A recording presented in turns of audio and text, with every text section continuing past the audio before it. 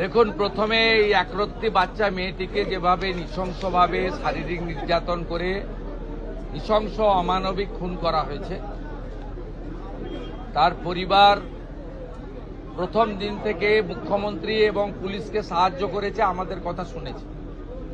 আমরা পরিবারের প্রতি কৃতজ্ঞ। আমি প্রথম ইনসিডেন্টের দিন ফোনে কথা বলেছি, টুইসডে ফিজিক্যালি মিট করেছি ওনাদের সঙ্গে বারুইপুর এসপি অফিসে। স্পেসিফিক 4 জনের নামে ওরা অভিযোগ দিয়েছিলেন। 4 জনকেই পুলিশ খুব প্রপারলি এবং কুইকলি অ্যারেস্টেড করেছে। তারা পালিয়েও গেছিল অনেক দূরে দূরে, বসিরহাটে বাংলাদেশ বর্ডার পর্যন্ত চলে গেছিল।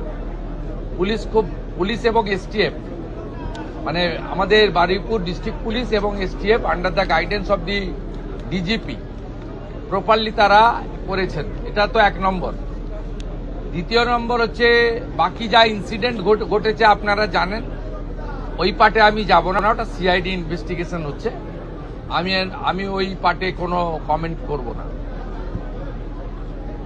আমি যেটা পরিবারকে আজকে বলে এসেছি যে কাস্টডি ট্রায়াল হবে এবং কনভিকশনের এক্সিকিউশন এটা কমপ্লিটলি মুখ্যমন্ত্রীর মনিটরিংয়ে হবে। একটা দৃষ্টান্তমূলক নজির আমরা এই কেসে রাখব এবং গভর্নমেন্টের পক্ষ থেকে কিছু দায়িত্ব ছিল, এটা আমি বলবো না। গভর্নমেন্টের কিছু অ্যাসিস্ট্যান্সের বিষয় থাকে, যদি ফ্যামিলি রাজি থাকে। ফ্যামিলি রাজি ছিল, আমরা গভর্নমেন্ট পাশে দাঁড়িয়েছি। কিভাবে পাশে দাঁড়িয়েছি, ফ্যামিলি যখন দরকার হবে বলবে, আমি বলবো না। দ্বিতীয় হচ্ছে, ইন্দ্রজিৎ মণ্ডলের যে মব লিঞ্চিং, এটা মব লিঞ্চিং আমি বলবো না। এটা কমপ্লিটলি তার নাম পরিচয় দেখে তাকে খুন করা হয়েছে। এর পিছনে ভোটে রিজেক্টেড যারা হয়েছেন তাদের বড় উস্কানি রয়েছে। র্যাডিক্যাল মৌলবাদী গ্রুপও থাকতে পারেন, আমি উড়িয়ে দিচ্ছি না। তাতে যতগুলো ছবি দেখা গেছে প্রত্যেককে পুলিশ অ্যারেস্ট করেছে, thanks to West Bengal police. একজনকে বকখালি থেকে তুলেছে, একজনকে দীঘা থেকে তুলেছে, এবং যাদের যাদের ভিডিও ফুটেজে সোশ্যাল মিডিয়াতে দেখা গেছে, একটা 35 বছরের অবিবাহিত যুবক ছেলেকে হাত পা বেঁধে নৃশংসভাবে পিটিয়ে মারা হয়েছে সংগঠিতভাবে। সেক্ষেত্রেও আমরা পরিবারের পাশে দাঁড়িয়েছি। ওর বাবা মার হাতে আমরা আজকে 25 লক্ষ টাকার চেক তুলে দিয়েছি। পুলিশকে ধন্যবাদ, তার বড় ছেলেকে সিভিক ভলেন্টিয়ার্সে চাকরি দিয়েছেন ডিজিপি সাহেব থ্রু সুপারিনটেন্ডেন্ট অফ পুলিশ। এই সূর্যপুর আউট পোস্টে তার ডিউটি। ডিএমকে ধন্যবাদ যে বাড়িটা ভেঙেছিল রিপেয়ার করে দিয়েছে 2 দিনের মধ্যে। বাবার বার্ধক্য ভাতা, মায়ের অন্নপূর্ণা দুটোই ডিএম সাহেব চালু করে দিয়েছে। আমরা এই পরিবারের দায়িত্ব নিয়েছি। ইন্দ্রজিৎকে আমরা ফিরিয়ে দিতে পারবো না।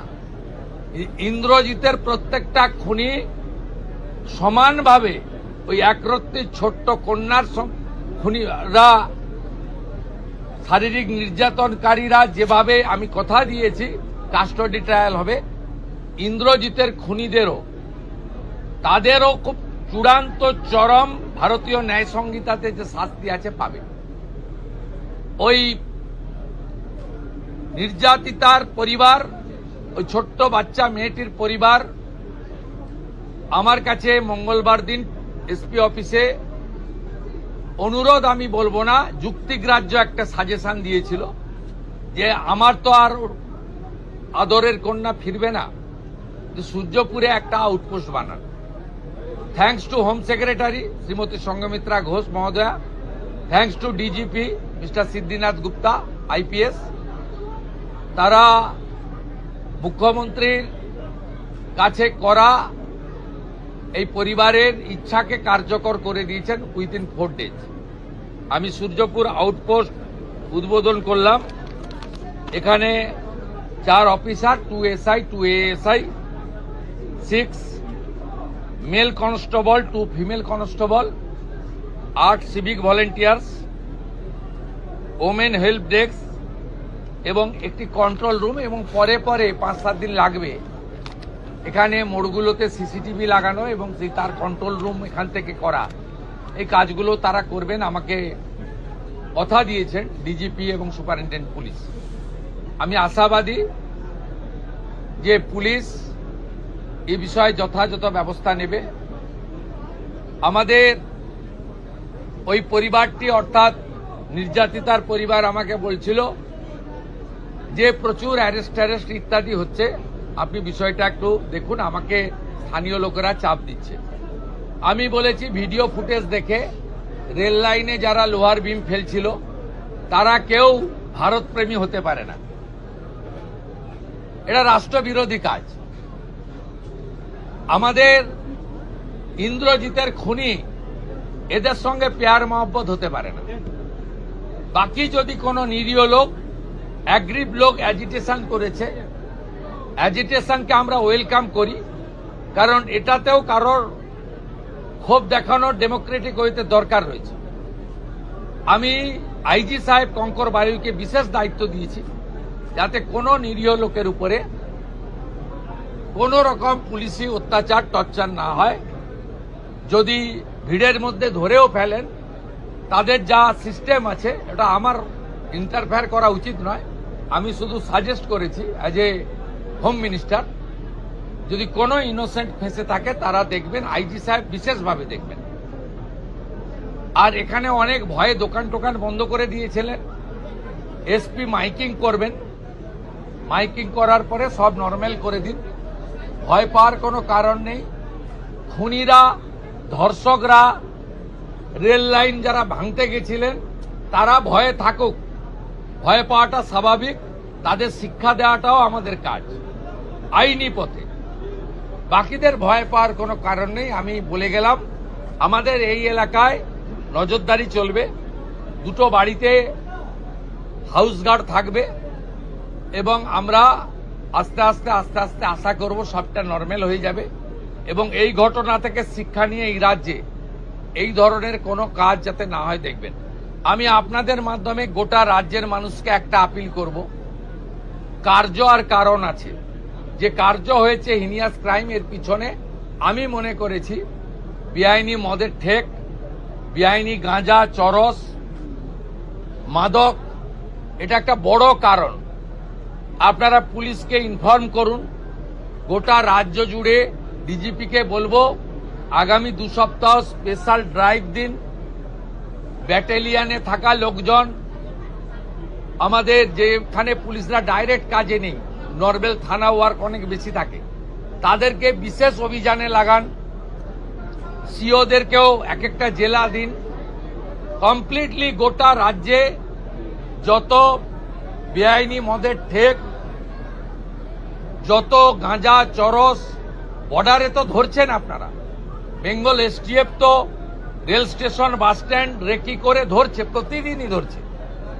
কিন্তু একেবারে রুরাল এলাকাতে, গাঁগঞ্জেও এটা একদম সম্পূর্ণ উপড়ে ফেলা দরকার রয়েছে, যাতে এই সামাজিক দূষণ থেকে আমরা আমাদের পরিবেশকে বাঁচাতে পারি। सर, आज आप 2 विक्टिम के फैमिली के साथ मिले और जो पूरी घटना इसके पीछे क्या कोई एंटी नेशनल एक्टिविटी हो सकता है? अभी तक इन्वेस्टिगेशन में क्या? देखिए, कुछ पॉलिटिकली रिजेक्टेड आदमी का तो इंस्टिगेशन है, रेडिकल फोर्स भी रह सकता है या कुछ अल्ट्रा लेफ्ट भी रह सकता है। ये पुलिस इन्वेस्टिगेशन कर रहा है।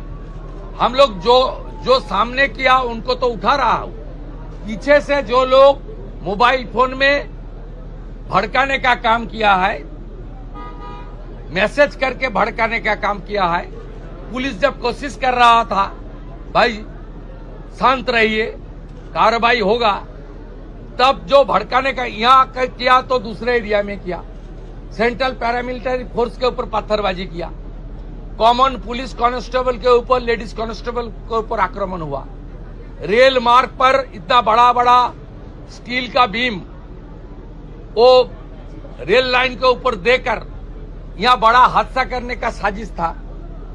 इंद्रजीत मंडल का उनका आइडेंटिटी करके, उनका नाम पता सब आइडेंटिटी करके उनको जिस तरीके से ब्रूटल किलिंग किया गया है, इसका पीछे कुछ लोग जो इस सरकार आने का बाद बंगाल को डिस्टर्ब करना चाहता है, जो प्रगति विकास की मार्ग पर मोदी जी का नेतृत्व में सरकार आगे बढ़ रहा है, उसको डीरल करने का कोशिश करने का मकसद है। वो लोग को तो इन्वॉल्व है, पुलिस इन्वेस्टिगेट कर रहा है। पीछे से जो लोग भड़काने का काम किया, वो जिस पार्टी का हो सकता है, उसको भी सबक सिखाने का काम विद इन बीएनएस के अंदर पुलिस करेगा। ये मेरा फुल डायरेक्शन है पुलिस का। पुलिस को इस बारे में पूरा छूट दिया गया है। जो फाइंडिंग्स पुलिस को मिलेगा वो पुलिस के अंदर काम करेगा। यहाँ बहुत senior police officer, ADG, IG, DIG सब लोग हैं। दूसरा डिस्ट्रिक्ट से एसपी लेवल का पुलिस ऑफिसर भी है। They are very competent enough under the able leadership of the DGP.